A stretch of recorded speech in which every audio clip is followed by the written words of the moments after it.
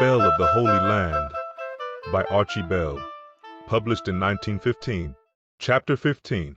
The Slopes of Mount Carmel.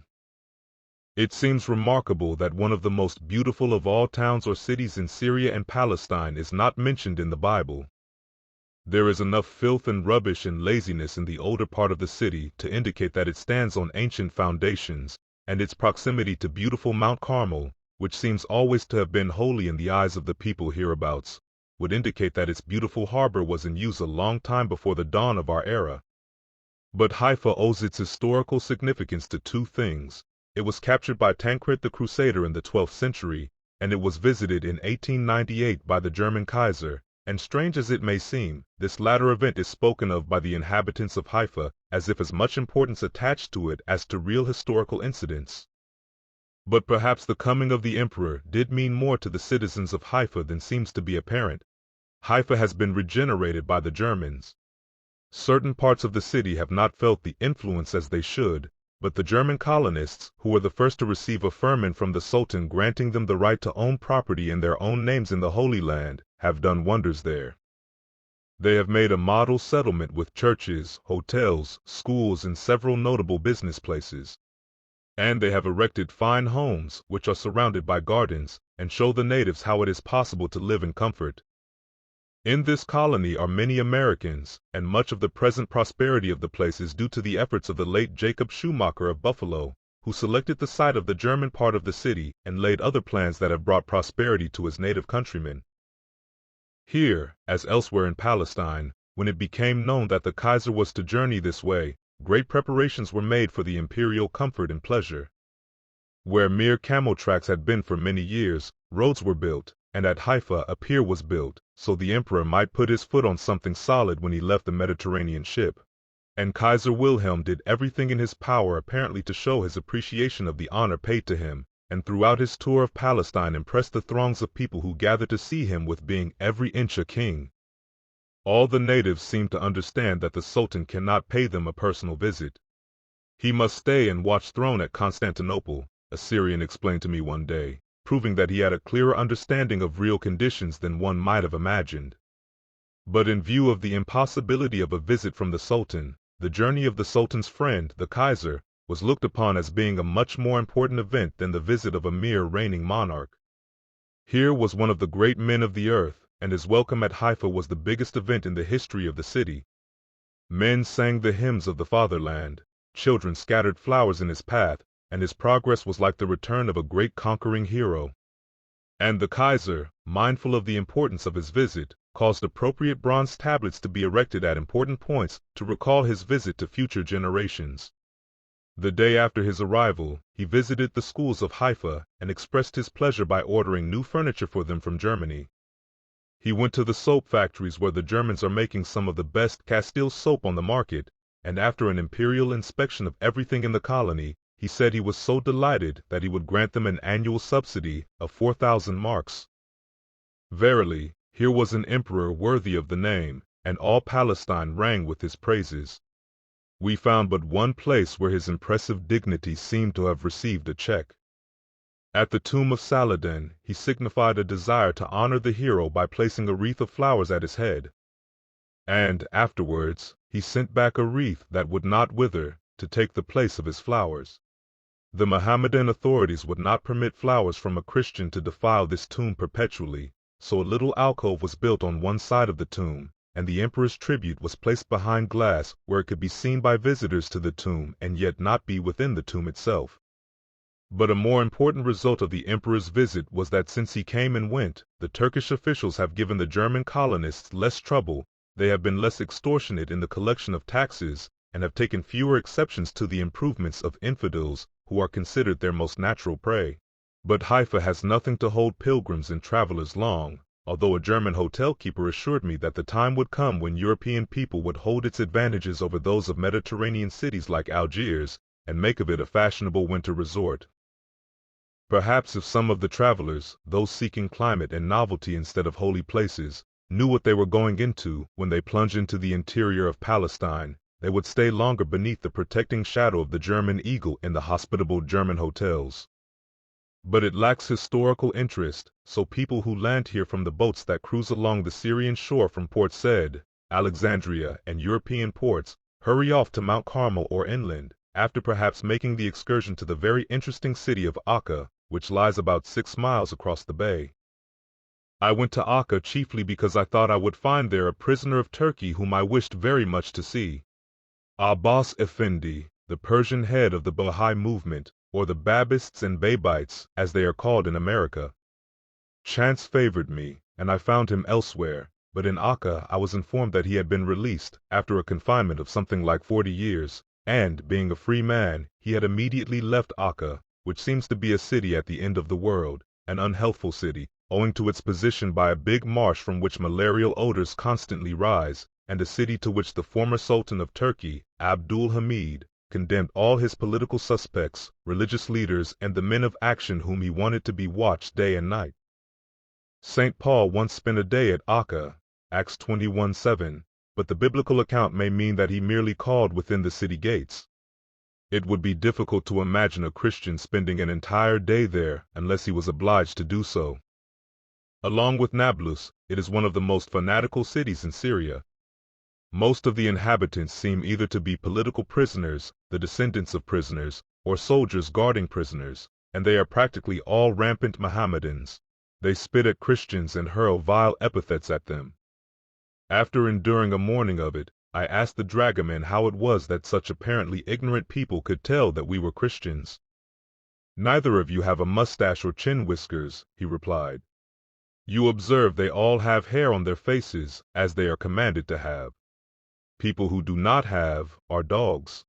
It is possible to sail across the bay in less than 2 hours, but we preferred the unique journey by land because the road between Haifa and Akka is merely the broad beach of the bay, and instead of driving on the sandy beach, which is hard, like some of our summer resort beaches in America, the horses plunge into the sea at Haifa, and they do not leave it until they reach the first fortification at Akka. They splash along, 3 abreast, knee-deep in the water, pulling the wagon, which most of the time is up to the hubs.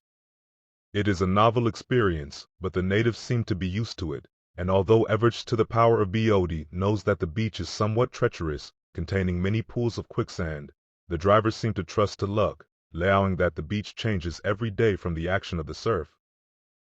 Donkeys with their riders in produce for the Haifa market wade along knee-deep, as do the pedestrians. The sand is a little harder underfoot, perhaps, but there is also friction caused from walking in the water, but it is the custom, established by long precedent, and assuredly the East follows precedent. About halfway to Akka, we met a peasant wading along with a big basket of ripe mulberries on his head. He said he wanted 6 pence for them, and we didn't give him a chance to hesitate in his price. He grinned, handed us the basket, and started back for Akka. He had saved himself considerable travel and was pleased with the bargain he had made.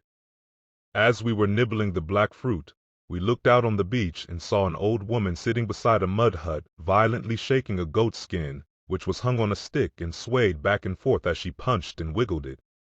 We stopped, went up to her and inquired why she was going through such vigorous motions, and she explained to us that she was making butter. This was the only churn she had. Her young son, who came out of the hut, brought us stools to sit upon, and we offered the woman a shilling if she would pose for a photograph for our collection of photographs of primitive domestic and agricultural implements in use in Palestine. We offered the woman and her son some mulberries, which they ate ravenously. Unthinkingly, I pulled a couple of apricots from my pocket and ate them, and threw the pits on the sand. The boy grabbed them, cracked them between 2 stones, and ate the kernels as a dog gnaws a bone. They were half-starved, this pair, and yet they were not unlike many others that we met with everywhere. The woman was making a little butter, but she would not think of eating it herself or permitting her son to do so. It would bring her money that would buy a little meal, and that would keep them alive for many days, perhaps until there was more butter, probably from the milk of a flock of goats which we observed nibbling at the weeds on the beach. If Haifa has no ancient history, that lack is amply supplied by the little city across the bay.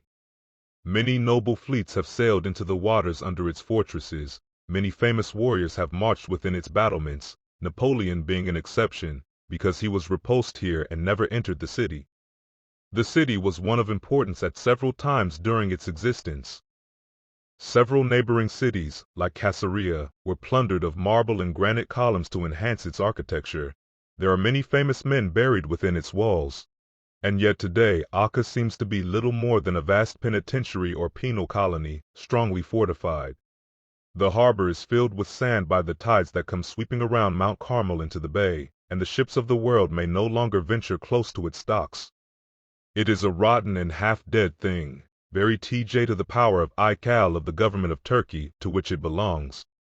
There are no industries, and everyone seems to live off everyone else, for, of course, there are political prisoners there who have considerable wealth and are permitted to live in their own homes, although they are under constant surveillance. But the ancient fortresses of the Crusaders are used as the Sultan's prisons, and are said to be full most of the time. Everyone seems to hate everyone else, and all combine in their hatred of Jews and infidels. During the Holy Week of Ramadan, the Mohammedan festival, it is not safe for Christians to go on the streets, and visitors at Haifa are warned not to cross the bay. It is said that none of the Sultan's soldiers here are Christians, because Turkey does not trust them, and they might be held responsible for any of the disorders that are constantly happening. On the return journey around the bay, Carmel constantly raises its head and naturally lures a traveler to its heights. This mountain seems to have been held sacred by all people from a period antedating positive history. The name means vineyard and is construed to mean vineyard of God. The entire mountain is walled in and is owned by the wealthy order of Carmelite monks, who like to believe that their order was founded by Elijah. We drove up to the mother house of the order, which has a chapel enclosing the cave where the prophet Elijah is said to have lived and taught. It is a beautiful drive, because the hillsides are covered with olive and fig trees and grapevines, thyme and even orchids. It is a favorite drive for the citizens of Haifa on a holiday. It was here that Elijah fought his great duel with the priests of Baal, and won a victory by calling down fire from heaven. Vmile. The exact spot now pointed out to tourists may not be correct, just as the particular cave in which he dwelt may not. It is certain that he lived here for many years, and the cave itself contains inscriptions in Greek older than the Christian era. Tacitus accepted it, as did the Emperor Vespasian and the Greek philosopher Pythagoras, who spent some time here on a journey from Greece to Egypt. I wandered around Carmel with a Carmelite monk who told me many believable and many unbelievable things about the famous mountain and what had transpired on its slopes. Almost all religions have erected monuments of some sort on its slopes. Around these the monks gather herbs and flowers and brew a chartreuse in sweet-smelling water which is called eau de mélisse and is supposed to be a panacea. The Carmelites believe that Saint Anne, the mother of the Virgin Mary, often ascended the hill to pray, bringing her daughter, then a little girl, with her.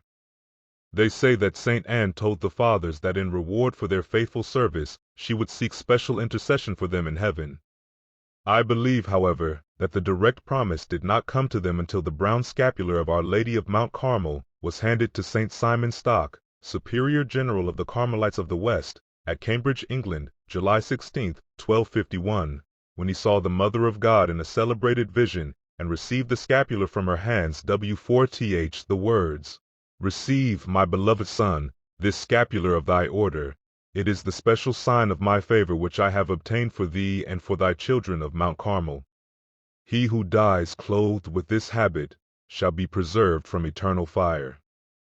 I heard from the monk many fully authenticated accounts of miraculous escapes from death by wearers of the little square of brow to the power of filth, which formerly could be worn only with the sanction of the order, but is now possible to anyone who cares to purchase the scapular from the monk at the Mother House on Mount Carmel, who offers them along with the fragrant water and postcards. The vision and scapular have been called into question by certain writers, but Pope Benedict XIV among others accepted it as genuine, and indulgences granted by several pontiffs have assumed its genuineness. The Roman Church declares that any devout servant may be invested with it, according to the formula prescribed by Pope Leo XIII. At one time persons so invested had their names enrolled with the Carmelite Fathers at Rome, but Pope Gregory XVI dispensed with that obligation.